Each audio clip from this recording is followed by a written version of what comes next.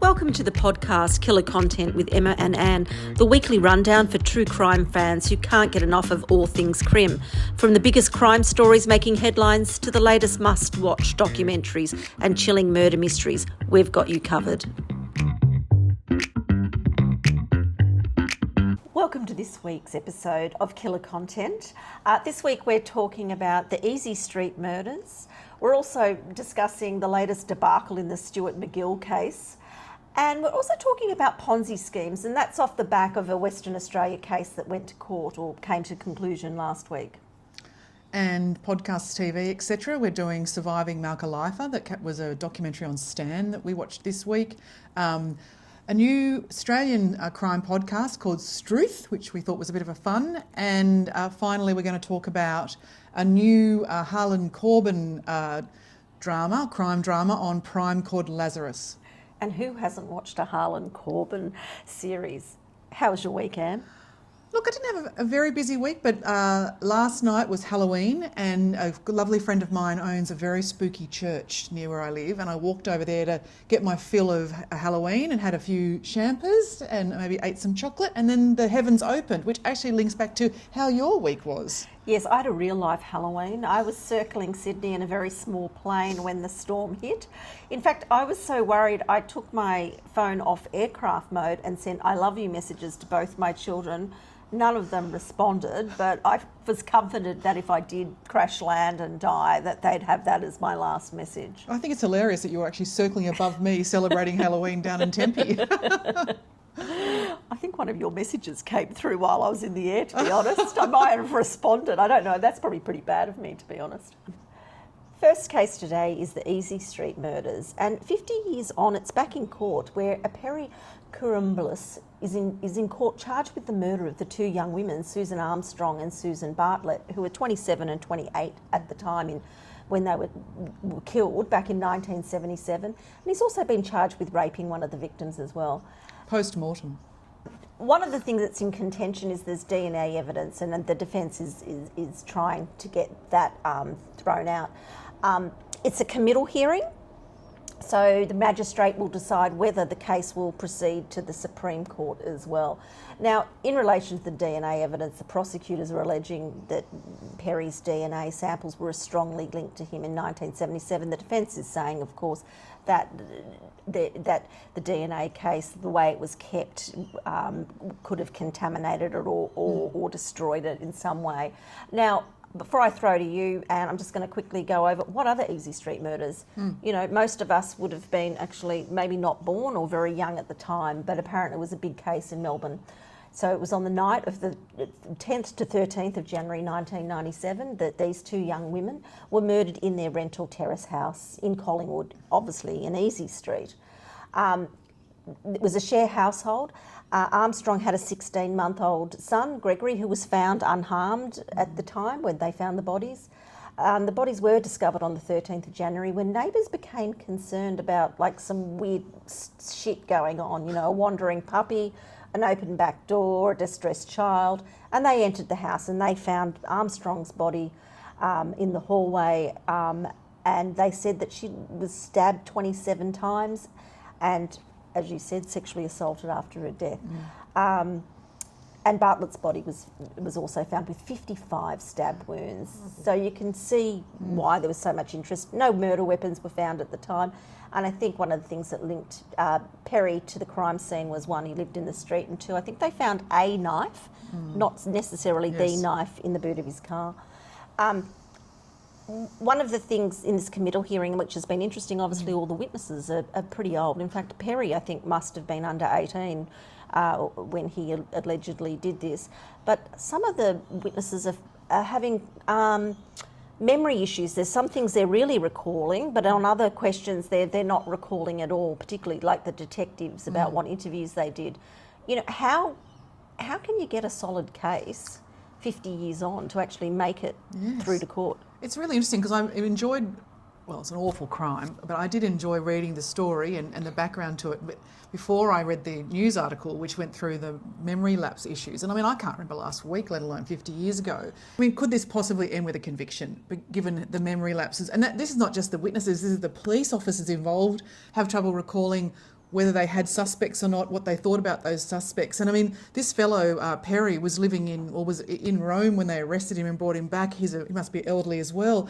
I found it really interesting. The crime itself seemed relatively clean cut, and they do have DNA evidence against this fellow, but the key witnesses can't remember key facts. I don't know. To me, it seems like a very difficult case. And there's a couple of 80-year-old men as well who were prime suspects at the time, who've been in court saying, no, it wasn't us. And, you know, why they thought it was us was ridiculous. They said they had gone into the house, didn't see anything and left, which is a bit sus considering one was found in a hallway. And that was what made them a prime suspect. You've been following it over the years. I'd only heard of it first time this week, but you've... Well, yes, I remember when they found him in Rome and brought him back. And I remember, because at the time, obviously, the 50 years between the crime, at the time it struck me as one, amazing that they've tracked this fellow down so long, but two, again, how do they make this stick? I was really interested to see, you know, what evidence they had, and reading the transcript or reading the account of the court case seems to me that they have a lot of circumstantial evidence, some DNA evidence placing the fellow in the house, but the people that may have been able to recall, and in fact, one of the ones I found really interesting was one of the women who found her was a journo, I think, and she was her neighbour and found her, happened to be a journo. And at the time, she gave evidence that a fellow that had been staying off and on with her had been a big drinker and a little bit violent and all these things. And when asked again in court, she almost had a giggle because she said, that pretty much describes all the journalists I used to work with back in the 70s. I don't know why I said that about him. So there was a suspect that she obviously helped identify who had been staying next door, who now, 50 years later, she kind of has having a giggle about because she can't remember ever thinking that about him. And what's interesting as well, that's quite funny actually, Anne, but what's interesting as well, that in other historical cases that have gone forward, that have been far less than 50 years, the defence has argued the reliability of the memories and the recall.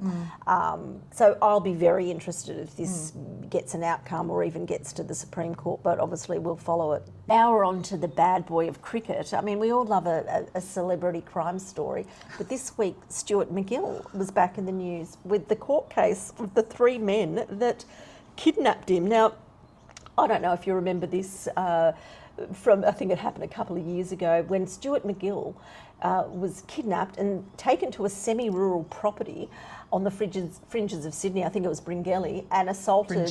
Bringelly. And assaulted over a drug deal that went wrong.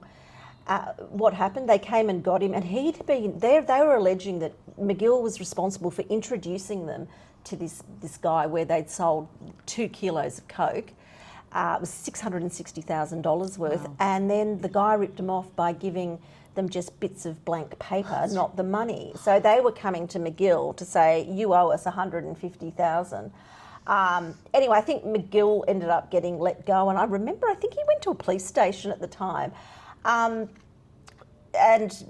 these three men that have kidnapped him and assaulted him have avoided jail time, basically, and they've got, you know, intensive community orders that they have to do over the next couple of years because obviously, you know, they've turned their lives around.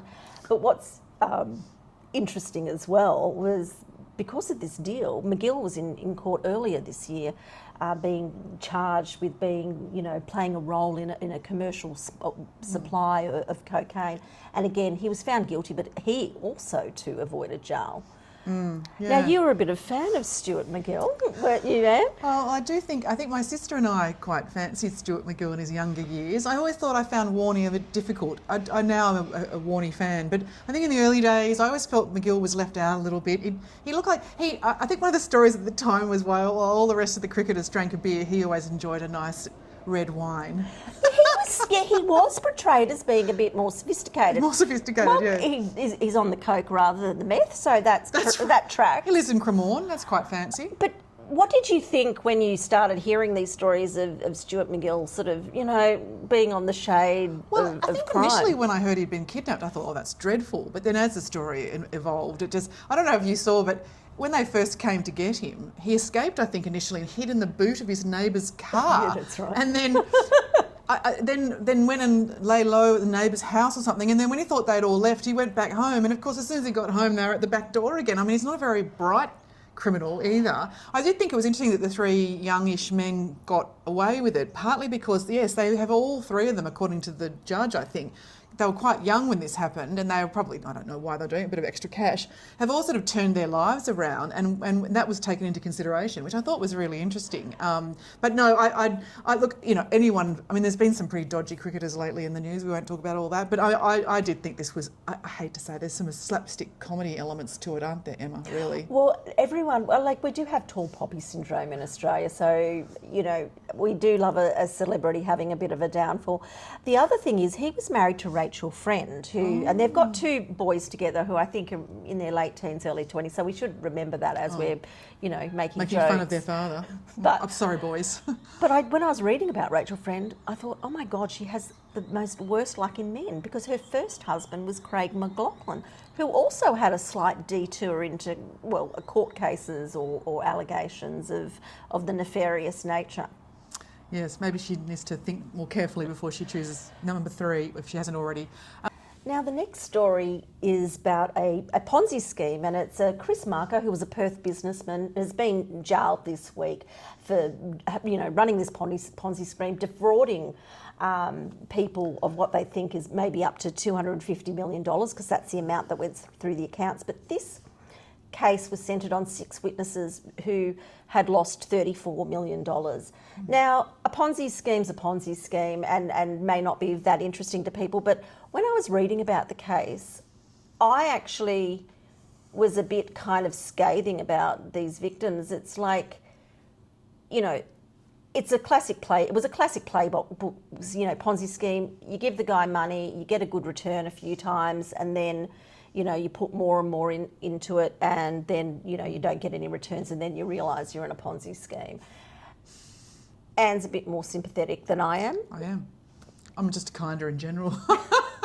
No, I've watched quite a lot of these stories on, shows like Four Corners, where they go into quite some detail, and often the prospectus, the documentation these people give to the clients looks very real. I'm not an investor, so I don't know, but I can see how maybe if you're not a full-time investor, or maybe you're relatively new to it, maybe you've just got access to your super, that you might fall for someone, particularly if, say, a friend or a relative referred them to you. I do, though, understand that I wouldn't do something like this one. I don't think I have millions of dollars, or I don't have millions of dollars. But on average, they've lost these people in the Western Australia case, they've lost $5 million each. This is not a mum and dad from Cronulla. No. This is, one bloke said he lost his house plus his super, which again raises, these self-managed super schemes. Yes. Oh yeah, I understand. Am I being harsh? You are being a little bit harsh, and I do think you like a top. Well, I think you actually don't mind a bit of a kind of top end of town victim blaming. But I mean, I think I'm not saying that they may not have made some terrible mistakes investing in this scheme, but I think what's interesting is that I've always found what's interesting is when you dig deeper, and this is what I was saying, is that when you dig deeper, sometimes the fraud, the Ponzi scheme is very sophisticated, and they do string these people on for a number of years. So they do believe it's absolutely above board, and then, as you said, then it all starts to fall apart. In these, Westpac are being taken to court over this because, he was flushing money through accounts. But is it? Okay, so they're blaming Westpac for not questioning the amount of money going through this guy's accounts. They're taking them to court. Where is, and they are, and, good luck to them. I'm not saying that, could be some liability on the bank side, but where is their own due diligence? I mean, it comes down to, personally, I think it comes down to greed. They go, don't they twig, I'm getting a 12% return when on average everywhere else is paying, 6% return. How, it's the whole Melissa Kadich thing again, in a sense, and it just unravels. Yeah, I think I'm sort of 50-50. I think you have to do your due diligence, and these people possibly didn't. I think that some of these people are very sophisticated and maybe they play on the weaknesses. Maybe these are people that have made money later in life, aren't maybe as sophisticated as we think they are. I don't know. Emma, I think it's sad all round. I do think it's fascinating though. I think I would love to know more. I enjoy the background story to these things. You know, who is this bloke? How did he get there? Did he start with any money? You know, where did it come from? I think it's all really, and I love the personal stories of the victims. They're often couples sitting at a kitchen table when they're interviewed, crying over their lost money. And sometimes I think there's some sort of interest in how the hell, to your point, how the hell did they fall for this? Now, you and I unfortunately don't have the multi-millions to even worry about that. But if we did, I don't think you and I would fall for this. What I will do is I will listen to some podcasts on this to see if I can generate some empathy about it. Yeah. I think it's interesting. I still think Ponzi schemes are fascinating. The victims are fascinating. I think there will be cases where victims fell for it, and I think we could probably, I just to wrap it up, I just don't think I'd give millions of dollars to a one single person financier. Like, I'd want it to be in an institution. Yes. Well, why don't we put a question on our Facebook page to see what the listeners think? Sympathy or no sympathy? Let's ask the question. We might find that there's a lot of interesting stories out there too. If you've got anything you want to share with us, or a podcast that might go through a Ponzi scheme that might interest Emma, please let us know. Over to TV and podcasts. The first one we're going to discuss is Surviving Malka Leifer. It's an hour-and-a-half documentary on Stan. Some of you may be familiar with the case. It has been broadcast quite a lot on the news, and also Australian Story did a number of catch-ups with these three sisters in the story over the last few years, and I have to say it personally, I have followed it very closely over many years. I did very much enjoy the documentary. Just a little bit of background. Malka Leifer is an Israeli-Australian with a dual citizenship. She moved to Australia in the early 2000s, and she became a principal of a very orthodox Jewish school in Melbourne. There's some allegations of sexual abuse against three sisters who are the subject of this story, and I think other matters as well. And she fled once this became hot and she was likely to be charged. She actually fled to Israel with the assistance of the private girls' school where she was teaching at, to the great disappointment of the family, of course.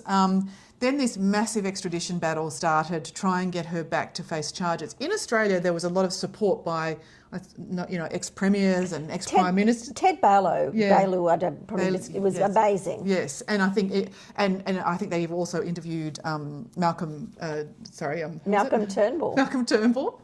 Seriously, yeah. I think Halloween has had effect on me. And anyway, so the story really follows these three sisters and their court battles to one, get Malka back in the country, and then the battle to have her convicted of the abuse. Do you want to give a bit more detail about what happened to the three girls? So there was, basically, they were alleging sexual abuse. And now the other thing is too, I think we've seen this tale many a time where there were allegations previously, I think, at another school, and she got moved to this school, and then, as we said, escaped to Israel, where there was the long drawn-out extradition process.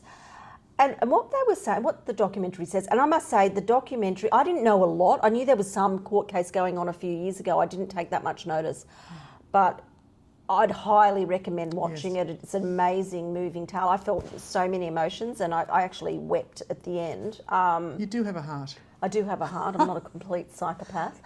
But it was about sexual abuse happens in many ways, but I suppose the premise on this one is it's such a closeted community, and they weren't taught sex education, that I think when it first started happening, they didn't realise it was wrong. Obviously, they'd come from quite an abusive background.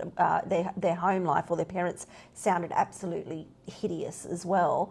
So when Malka showed compassion and love, and this is what a real parent or mother does, they were obviously confused by it. But then in the end, I think one of the girls went to a psychiatrist, and then it all kind of came out, and that's when they started. And the only reason it really came to fruition was that the girls outed themselves and named themselves to the media. Yes. It wasn't about as you said, their own community assisted Malka to leave. Yes. It's been their ongoing persistence in getting this case Yes. and highlighting it through the media, pushing through politicians that this court case came to fruition. Yes, they've made themselves very vulnerable. The Dassie, Ellie and Nicole are the sisters' names, and there were other young women that made allegations as well, and that's partly why Malka fled and to try and avoid standing trial. But they only follow those three in this documentary. I'm not sure what happened with some of the other claims. But these three sisters, they are very close. One of the sisters still remains in the quite strict Jewish religious community, Orthodox that she came from. The other two sisters, and interestingly, they've come and gone from religion. The three of them over the time. The sister that's now quite Orthodox, I think, lost faith for a while there. And I also think it's a really interesting tale of where your community lets you down, but yet you still have such a close connection in that community. And I think I found the personal stories of the three sisters. They do talk about what's it done to their life. One sister was struggling to start a family or to have a second child, and the trauma of what was going on was really making that very difficult. What we see the partner of one of them, but we don't see the partner of the others. Obviously, some family decided to be involved and some didn't. Their lovely brother, who supports them through this thing, he was much younger than them. He was amazing. I think so. It's a number of parts to it. It's a terrible story of sexual abuse, but it's a story of resilience, and the three sisters who you say have given themselves over to the media essentially and allowed themselves to be filmed quite regularly over the last 10 years or more in order to have this woman convicted. Now, I don't know whether we do a spoiler alert or not. I mean, it was very well written up in the newspapers what the result of the trial was. I mean, before we wrap up, and you could do a whole podcast on this, is the fact that, yet again, I mean, this sexual abuse didn't happen just in that Jewish community. We've seen over the past decades how it's rolled through the Catholics. I think also this week there was a Buddhist monk who got convicted. I think it was either in Perth or Melbourne, I can't remember. He was a very senior Buddhist monk with historical child sex abuse charges as well. What I suppose is, what is a factor in all of them is it's a lot of people trying to keep the power structures of these institutions in place, and they'll do whatever they need, bugger the victims, and they're they'll do whatever it is to protect. I think, as Emma said, I would highly recommend it. It's tough going, but the three sisters are inspirational, and I think, having followed this case now for a long time, I found this documentary did a really good job of explaining the whole case and following it right through to trial. The traumatic video at the end when one of the sisters does not get the conviction she was hoping for is really emotional stuff, but highly recommend it. Very well done and worth a watch. Next, we're going to talk about a new podcast that we have, I think Emma discovered, or did someone recommend it to you, Emma? I discovered it via Instagram, actually, because he started his podcast at the same time that we did, or very close to it. Yeah, well, it's called Strewth, and that's apparently what you're supposed to exclaim when you listen to these episodes. Strewth, what an amazing crime. He's an Australian guy. It's an independent podcast, so he's not one of those highly produced fellows. I listened to a number of episodes when I was driving all the way to Waitara and back, which is a long way to visit my sister. And the Beaumont case was the first one I listened to. It's very famous. It's in the 60s. I thought he did an excellent job of going back and re-explaining it. What did you think? I thought it was interesting. That's one of the first ones I listened to of his, because you keep on hearing about the Beaumont case. And I thought, what the fuck is the Beaumont case? I should find out more about it. So listen to it, 2 episodes. It takes about an hour, both altogether. And I said to Anne, there's no filler. It's all just facts. Yes. This guy is a really great storyteller. Yes. And I think he's obviously writing. He must be a very good writer, because he does draw you in, and he has that sort of laconic tone. But also he's picking, you listened to The Button Man, and I'm halfway through that one. And then there's another one that I listened to that was about this, a mountain that keeps its dead. So there are some really Australian law or folklore kind of ones. He does focus. I think he focuses almost entirely on Australia. One of the ones, this Button Man one, is an interesting one. It's set in the snowy mountains in Victoria, and how his episode starts is a wildlife photographer returns after taking photographs in the snowy mountains, goes to bed, wakes up the next morning, and when he looks at his camera, he sees that someone has used his camera to take a photo of him while he was asleep. And it's widely believed that it was this guy called the Button Man, who has lived for many, many years in the wild, illegally camping throughout the national park, but still I think police just leave him alone. And it starts off with that, but what it then goes through is a number of missing persons cases that are associated with the part of the park where this Button Man lives. I won't ruin it for you because there's lots of interesting bits and bobs that come up, but I just like the way he took us through it. I don't think there's a lot to the Button Man and his association with these missing people, but he's very good at the storytelling. And so you get taken through, I think, a number of missing people, and one of whom, the Button Man, was the last person to see alive. But yeah, no, done really well and not tedious. And I thought, highlighting something I'd never heard of. I'd never heard of the Button Man before. Yeah, I'd give it a go. I think it's a good podcast. Though I've got one question. Has the Button Man seen Desi Freeman? I don't know. And have the police asked the Button Man if they have? Yes, and I tried to do a bit of a Google on the fellow that does this podcast, and he's a bit of a mystery man too. So maybe we need to do some digging into the Button Man and the mystery man behind Strewth podcast. Now, I have to say that Emma and I are unashamed Harlen Coben fans, and for those that haven't, he's a writer. He's an American writer, crime writer. I discovered today that he went to college with Dan Brown, a very famous writer as well. He writes accessible crime stories, I would say. I've not really read his stuff. I've mostly discovered him through TV, to be honest with you. So the latest one that came out on Prime, just come out, is called Lazarus. Now, I have to say I started watching and immediately contacted Emma and said I don't like it, which is probably shows that I need to really dig deeper. I actually have gone back and watched it and now. I'm really enjoying it. I haven't finished it because of my hiatus between I hate this and I love this. It is a mystery. It has Bill Nighy in it. He's probably the most famous actor that I know in the show, and he's very good. It focuses initially on the suicide of Bill Nighy. It's the first scene, so it won't ruin it for you. And his son and daughter, who are then left to kind of put everything together. He left a very suspicious note that seemed to be half a note, and this son is also a psychiatrist, as Bill Nighy is in the show, and it then kind of starts to, the story around the father's passing starts to unravel a bit as the son starts to kind of get some very strange visions, and this is what put me off. I'm not a vision ghost story kind of guy. You thought it veered into the supernatural? I think it veered into the supernatural. I have gone back and it sort of starts to veer back, and I think I am going to persist with it. But they're always beautifully produced. Emma, what did you think? Well, I got hooked on Harlen during COVID, and I think I binged watched about 4 series in a row. They were on Netflix then.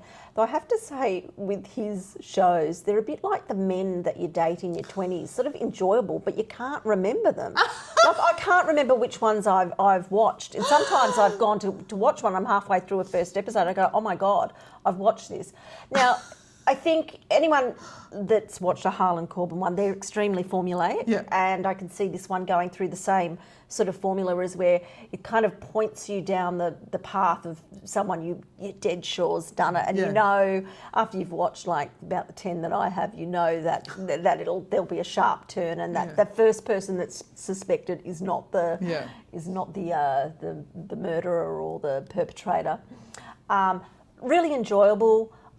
The acting's okay. Sometimes it seems like it's theatre acting, particularly in when there's just two of them in this dark room, yes. Which I thought was a little bit different. Definitely enjoyable. I'm definitely sort of hooked. Yes, next week will I remember what the plot line was? Absolutely not. Emma and I tried to compare how many we'd seen and whether we'd seen it. We had to kind of go into Wikipedia to go through the story to go, oh yes, I have seen that one. I have seen that one. So, but they're light. Look, compared to the Monster and all those sort of ones, they're light.